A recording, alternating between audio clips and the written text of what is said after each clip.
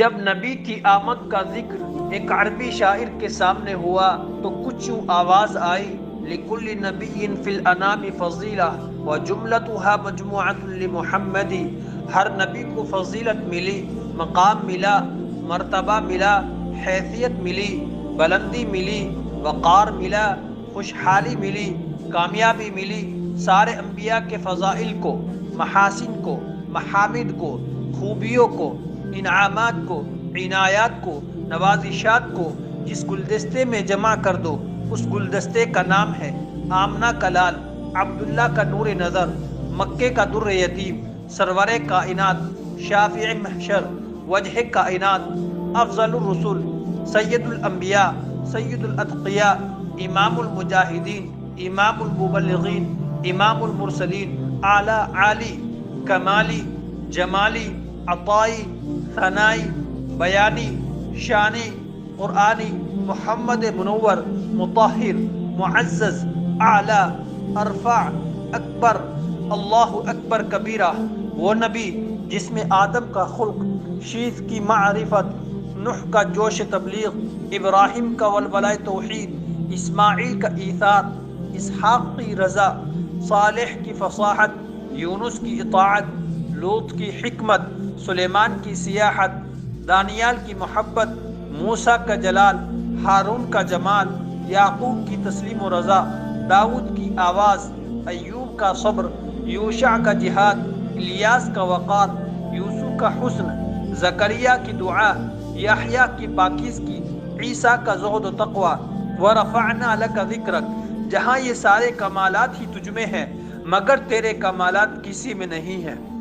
آپ صلی اللہ علیہ وسلم صدق و امانت، عزت و کرامت، عبادت و ریاضت، فصاحت و بلاغت، ذہانت و فراست، علم و حکمت، محبت و شفقت، جذبہ اخوت، حسن معاشرت، عدیم المثال قیادت،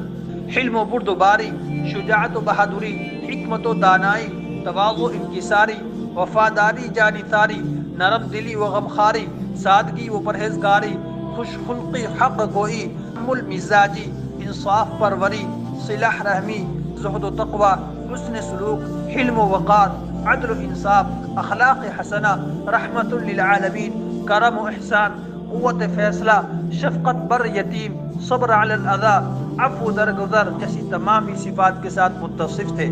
یہی نہیں بلکہ حضرت انس ابن مالک رضی اللہ عنہ فرماتے ہیں، کان رسول اللہ صلی اللہ علیہ وسلم احسن الناس، اجود الناس واشجع الناس، یعنی آپ صلی اللہ علیہ وسلم کے اندر کمال نبوت، کمال شجاعت، کمال حکمت، کمال عبادت، کمال انسانیت، کمال شفقت، کمال قیادت، کمال فراست، کمال اخوت، کمال سخاوت، کمال امانت، کمال زہد، کمال وفاداری، کمال صلح رحمی، کمال سچائی، کمال علم، کمال حلم، کمال عدل، کمال تحمل، کمال حسن، کمال اخلاق، کمال احسان، کمال صبر، کمال تواضع، کمال عفو درگزر تھی۔ اور آپ صلی اللہ علیہ وسلم ہر صفت میں کامل و اکمل تھے، اور کیوں نہ ہو، قرآن کہتا ہے وَإِنَّكَ لَعَلَىٰ خُلُقٍ عَظِيمٍ۔ میں یہاں ایک جملہ کہنا چاہوں گا کہ ہم رسول اللہ صلی اللہ علیہ وسلم کی شان میں مدح کرتے ہیں، اشعار پڑھتے ہیں، اس سے رسول اللہ صلی اللہ علیہ وسلم کی تعریف میں اضافہ تو ہوتا ہے، سو وہ تو پہلے سے ہو چکا ہے، وَرَفَعْنَا لَكَ ذِكْرَكَ، مگر اب ہر آنے والے لمحے میں آپ کا مقام بڑھتا ہی رہے گا، آپ کا مرتبہ بڑھتا ہی رہے گا، وَرَفَعْنَا لَكَ ذِكْرَكَ، لیکن ہم یہ اس لیے بیان کرتے ہیں کہ ہماری بات میں وزن آ جائے۔ عربی شاعر کہتا ہے مَا إِن مَدَحْتُ مُحَمَّدًا بِمَقَالَتِي وَلَكِن مَدَحْتُ مَقَالَتِي بِمُحَمَّدِ۔ حافظ شیرازی رحمۃ اللہ علیہ فرماتے ہیں، ہزار بار پشویم دہن از مشک و گلاب و ہنوز نام تو گفتن کمال بے ادبیست۔ اگر میں ہزار بار اپنے منہ کو مشک اور گلاب سے دھو بھی دوں پھر بھی تیری ذات کا نام لینا بے ادبی کے برابر ہے۔ بلا شبہ آپ صلی اللہ علیہ وسلم کی تعریف و توصیف کے لیے کوئی بھی لفظ یا عمل کافی نہیں۔ اس لیے علامہ انور شاہ کشمیری رحمۃ اللہ علیہ کے بارے میں کتابوں میں لکھا ہے، پوری زندگی آقا کا نام بغیر وضو کے نہیں لیا۔